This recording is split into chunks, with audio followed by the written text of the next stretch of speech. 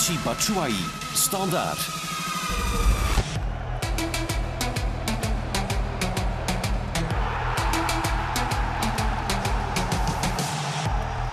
Youri Tielemans, Anderlecht.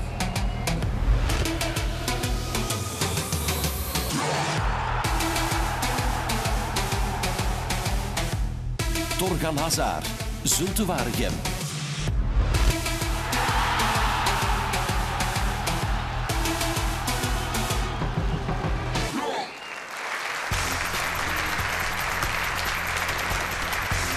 En de winnaar is Torgan Hazard.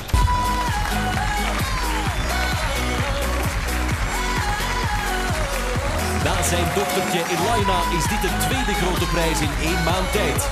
De grootste belofte uit het Belgische voetbal is pas 20 jaar.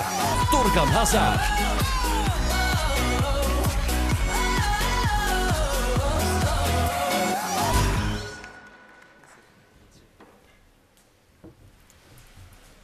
Merci à tous. Je suis très content d'avoir ce trophée. Tous ceux qui étaient nominés avec moi, je pense le méritaient aussi. Voilà, j'ai envie de remercier aussi l'équipe de Zulte Waregem et le club qui m'a permis de pouvoir me montrer cette année-ci. Voilà, merci.